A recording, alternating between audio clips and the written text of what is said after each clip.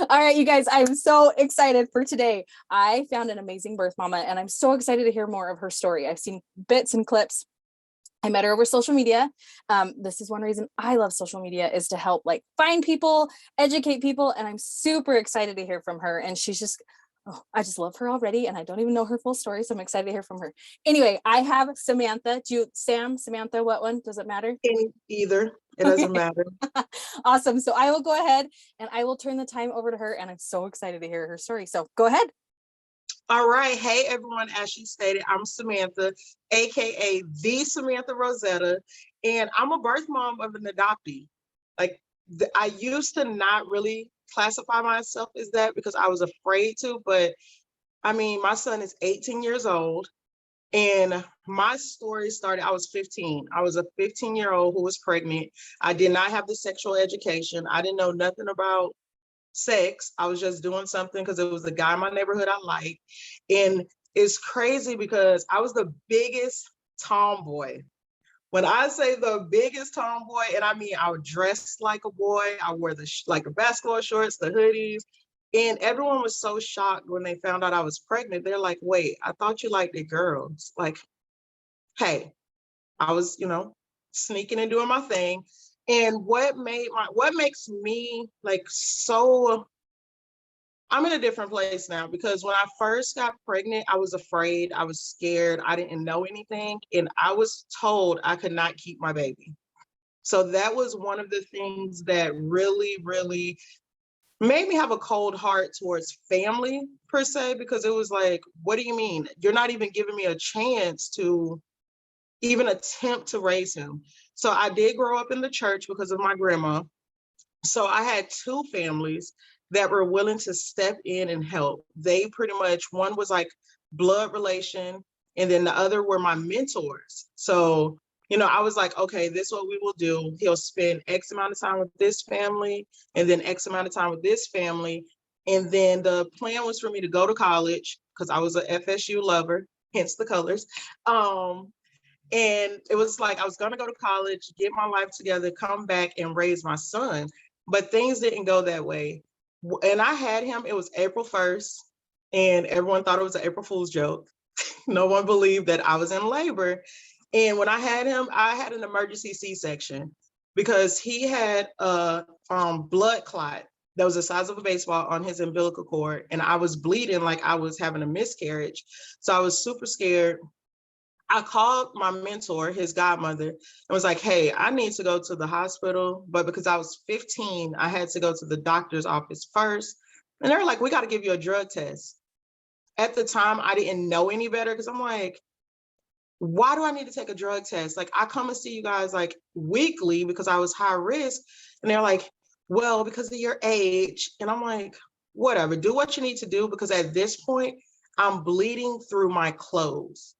Like, it wasn't like spotting, it was like literally bleeding to where if I didn't have like the little chuck that they give us, I probably would have been like walking around like Bloody Mary. So they did the whole drug test and sent me to the hospital. I was put to sleep. So could you imagine being 15 years old and going under? They couldn't wait for my guardian's consent because I had lost so much blood. So I was put to sleep. And there was an emergency C-section. I was alone, scared out of my mind. I literally thought I was going to die. And come to find out, I did. I died on the table, but they were able to bring me back. Thank God. And when they did, they're like, you gave birth to a healthy baby boy. And I was just like, okay. And I went back out. And when leading up to all this, I was just like, I don't get to take my baby home. Like, I don't get to raise him. I was able to name him.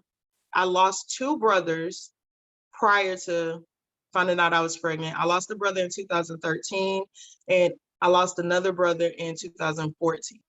So, no, it was like I was 13 and I was 14 when I lost them.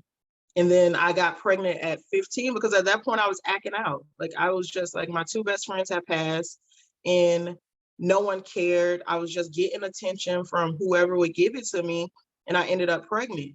So when it came down to it's time to go home.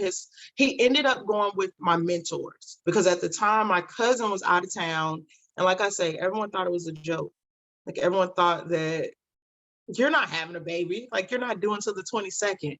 So he went with my mentors. And what I love about it, I literally tell everyone I'm blessed because I babysat their children.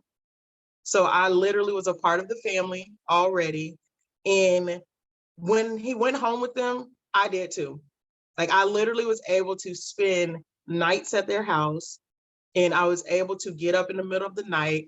And the guy, I call them his godparents because they literally are placed in his life because of God. And the guy is like literally, he's the only man I honestly tell people I fear because he's a football coach. He's a stand-up guy. So he would tell his wife, like, that's Sam's baby. She got to get up and get him, like, lay down. She needs to figure out how to make him stop crying. She needs to figure out what he needs. That's not our job. When she's here, that's her job.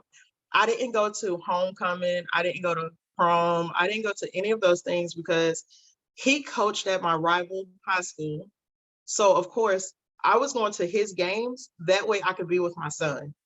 So every football game, every event, like I literally was like, I had to grow up. I had to literally step up. And even though he was over there, I still had that opportunity.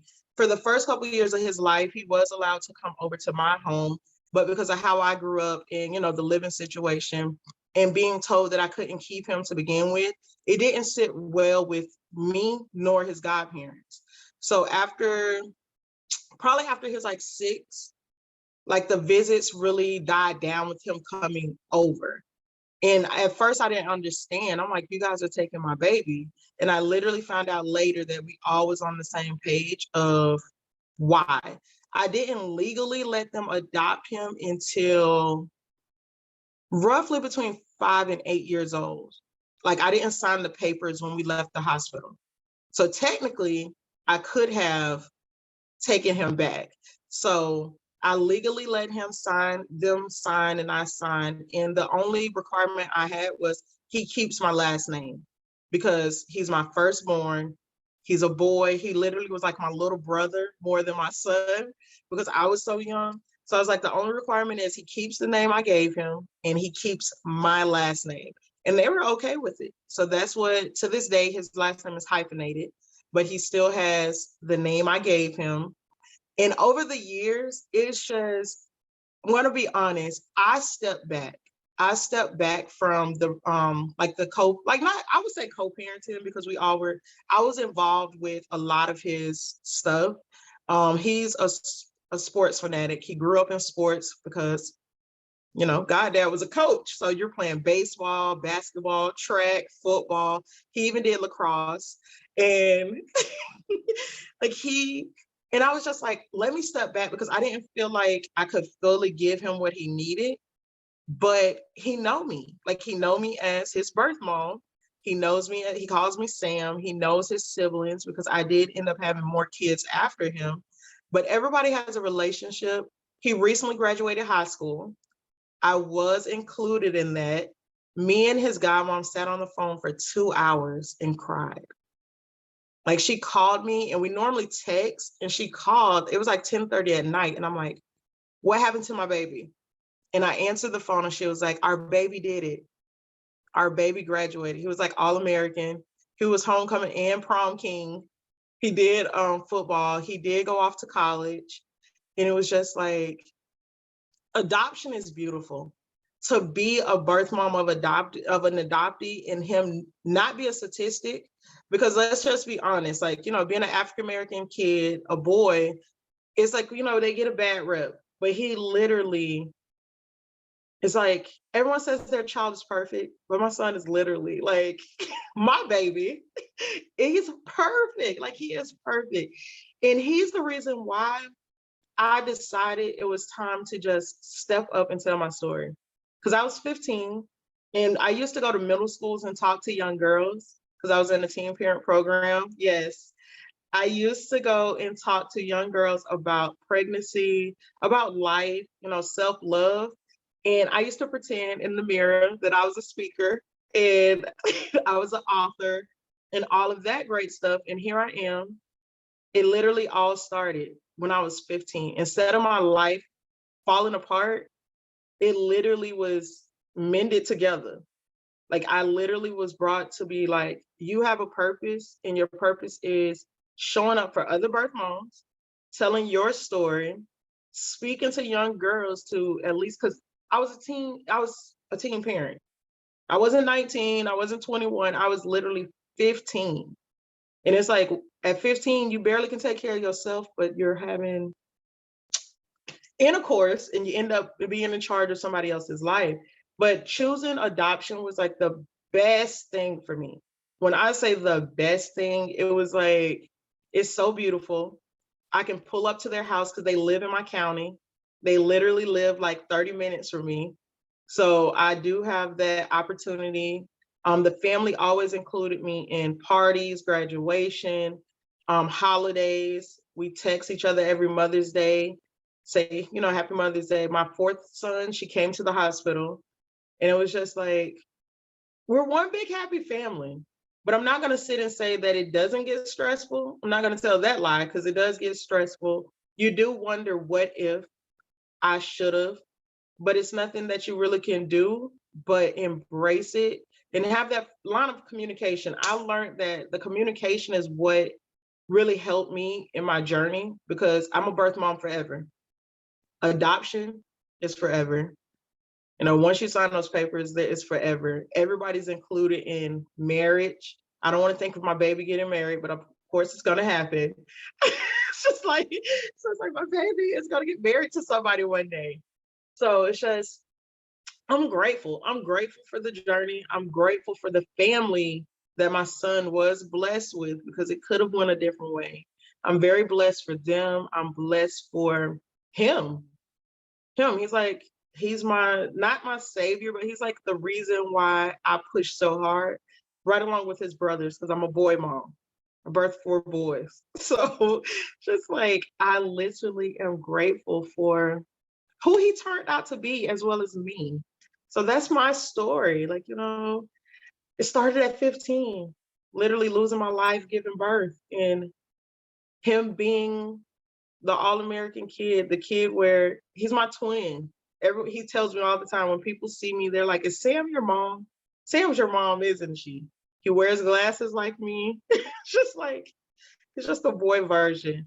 And I'm very, very grateful. I'm very grateful to have been able to not to be pregnant at 15, but to be able to give him a life I couldn't give him because I wasn't raised in a 2-parent household.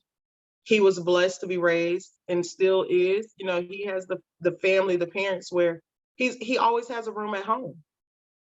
And that alone is a blessing. Like, to be able to know that he can just come home and have a place to stay and not be, the abuse. That's what I really was glad and blessed that I was able to get him away from, because I could not imagine raising my son to deal with half of what I dealt with. So I'm very grateful. I'm very grateful. And being a birth mom is a blessing. Of an adoptee, it's a blessing. Oh my gosh, I just love you even more. Like, seriously, your story is beautiful, but I love that you also you keep it real. And my favorite thing is that you are educating girls, because sometimes I feel like for me, I'm the type of mom that I'm like, if you want to know, I will tell you. Like, I don't care how young you are, you've got to know the sexual education about it, because they just have to. And I love that you're doing that, because I do have nieces that are like 15 and 16 right now. And I'm just like, oh my gosh. And I'm grateful because their parents do educate them, but like, to me, they're so young, and you were so young. And like, for you to just take all that on, and so grateful that you had such amazing people in your life. And I just love that you just you were still able to be such a big part of his life. Like, that is my favorite thing ever. And that they embraced that and they did that, and that you wanted so much to just change that for him, because I get that. Like, I totally get that. Yeah, you're good. No, it's totally okay. But no, I get that. I get being a parent, you always want better for your kids than what you had. Even if, Yes. even if you did have amazing, you still want more amazing for your kids. And so I just love that. And I just think you're amazing. And I love Thank that you you. I love that you speak. And Yeah. okay, so tell me, because I've kind of seen on your social media, do you sell journals? Like, what's that Yes. about? So journaling is what helped me. Journaling helped me through my process of losing my brothers and the pregnancy. And I started journaling at 13 when I lost my first brother. And I still journal to this day. I'm 30 plus, so I've been journaling. Say 30 plus. I've been journaling since then. And it's so funny. And I'm actually looking for it. I created a journal that says on the cover, my words have power. Our words have more power than we literally believe. So it is a prompted journal. I put prompts in it. I created prompts as far as write a letter to your future self, write a letter to your, someone that hurt you. What are you grateful for? What song boosts your confidence? Because these are things that helps me on a daily, and I journal each day. Like every day I journal because for me, it gives me an opportunity to think of my future and also embrace things that I hid. Because I will be honest, I tried to hide so many things. I tried to bury so much, and those things they don't go away. They don't go away. They circle back around and come either in the form of people or in the form of pain, hurt, like they come back. So that was my purpose of creating these journals.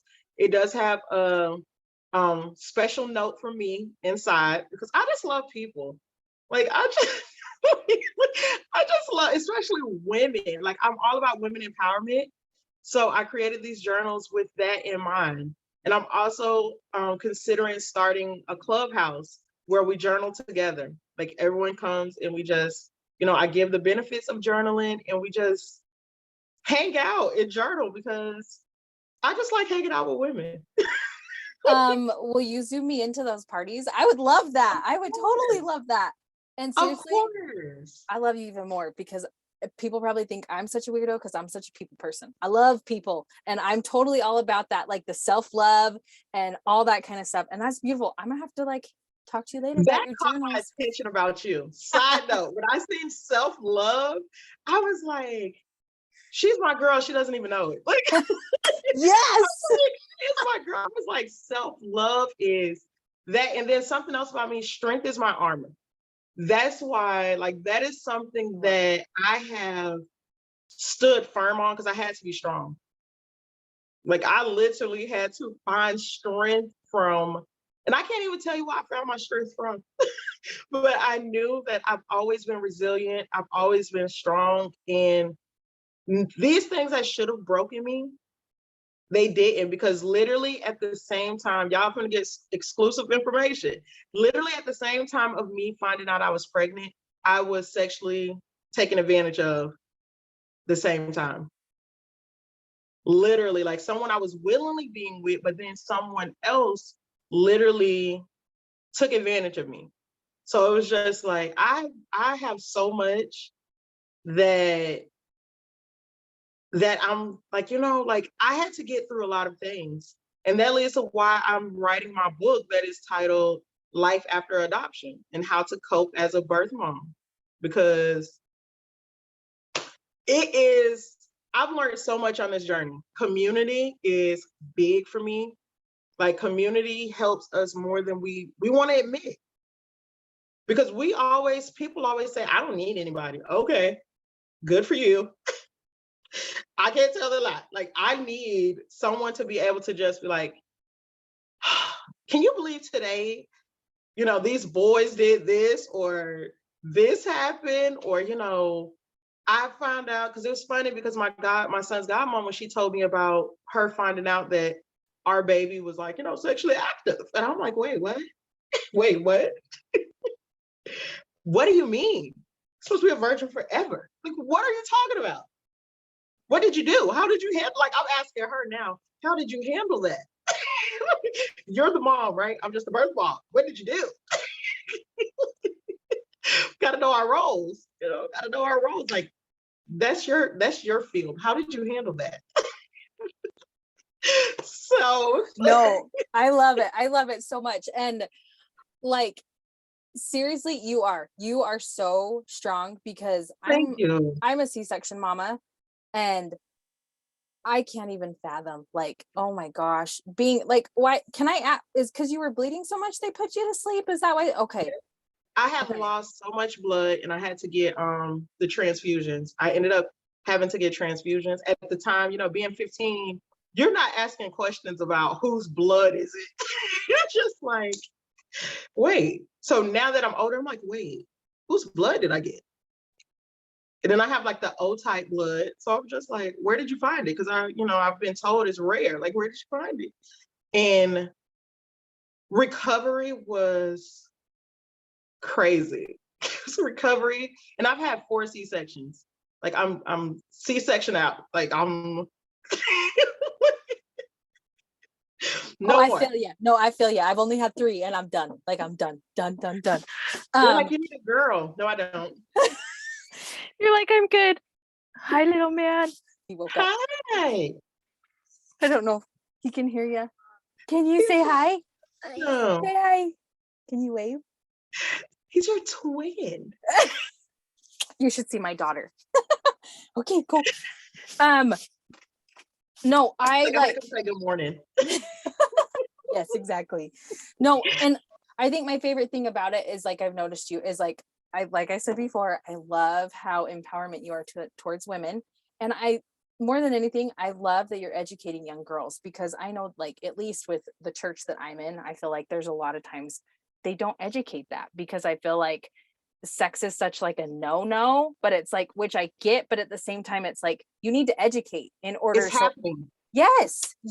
So they're prepared and they know, and it's not just like, what's going on? Okay. You know what I mean? I love that. It's So happening. I love that. And I love that you're doing that. My 8th grader, he was telling me the other day, he was like, Mom, guess what? It was some kids in the bushes doing, and I'm like, doing what? He was like, doing it. And I was like, what do you mean? He was like, yeah, it was 2 6th graders. And he knows them because he's an office aide at school. He's a guidance aide. So he knows, just like, what, were you doing it? You're not doing it, right? Because we have the conversation. It's like, let me check your phone. And he's like, we have such a great relationship to where, like, I know his girlfriend's mom. And I was like, I always say, you think that's your girlfriend, like, whatever. Like, I know her mom. So it's like, they don't ever get to see each other outside of like video chat, because they go to 2 different schools. And he's always with me. But I also know in the back of my mind, it's not going to be like that forever. So we have the talks, and had I had the talk, I'm gonna be honest, had I had the talk, I probably wouldn't have any kids. because because if I would have knew back then what I know now, I'm like, look, that's too much. It's too much that comes with that. Too much, man. Like, so I feel like that should be something talked about in schools as well, because it's happening at school, in the bathroom, like when you get to the age you can leave campus, I just go to my car. Like, it needs to be discussed. Can we stop it? No, but we can educate them, because it's kids as young as 12 that got pregnant. It's a girl, young as 12, got pregnant in my county. And I'm like, 12?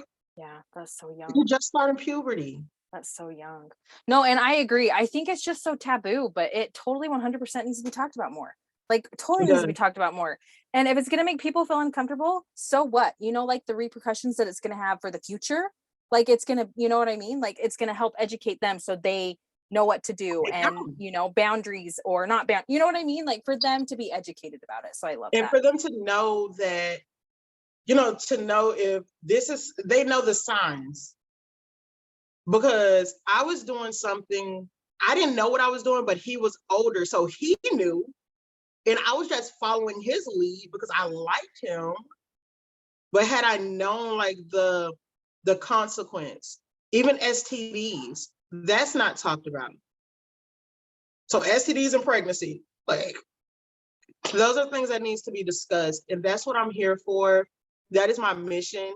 That is my purpose. I really feel like that's my purpose. So I just feel like if they get younger and younger,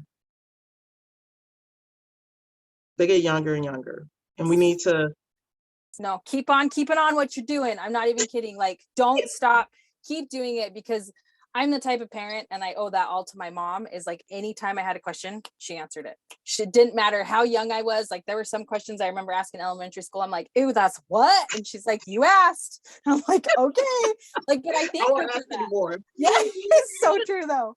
No, really quick, what is advice you would give to fellow birth moms? Well, just me in general, the adoption community towards birth moms, because like we discussed before we even started our interview, I love that you are using your voice, because, and it makes me sad, because like for birth moms, because I feel sometimes they get a bad rap, and it's not like that. Like, I've had the opportunity to reconnect with my birth mom and learn from her. And could I be angry at some of the situation? Yeah, I could, because of what's gone on.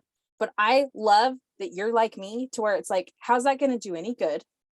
Let me get to know her. Let me learn. And I absolutely love and adore her. And I understand the reason she did what she did is because Yes. she loves me. And there was an adoptee out there that's like, adoption like is, don't tell me that they did it out of love. It's like bull freaking crap. They did it out of love, because she wanted better for me.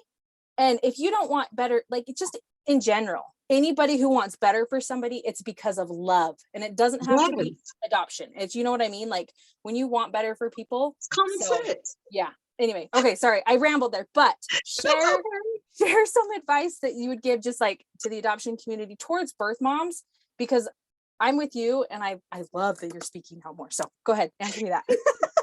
So my advice for birth moms is, don't be hard on yourself. Do not allow people to make you question your choice, because we did do it out of love. Because what would have been selfish is us knowing we could not provide a life of happiness, not even material things, a life of happiness, a life of security.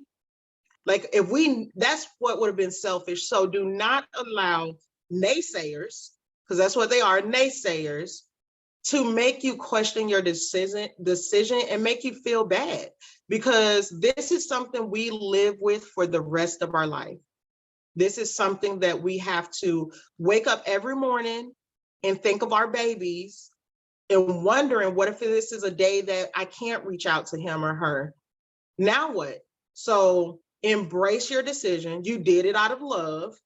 You're not selfish, and you're worthy. You are still worthy, because you made one of the biggest decisions that you'll ever make in your life. I feel like that's the biggest decision. Like, we get married, we have other kids, but the biggest decision is placing a child that we carried for 9 months or less if you ended up having a premature baby.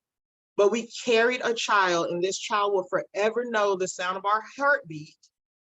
It's not just a saying that, people say like, oh, my baby knows what my heart sounds like. That is legit. They will forever be a part of you.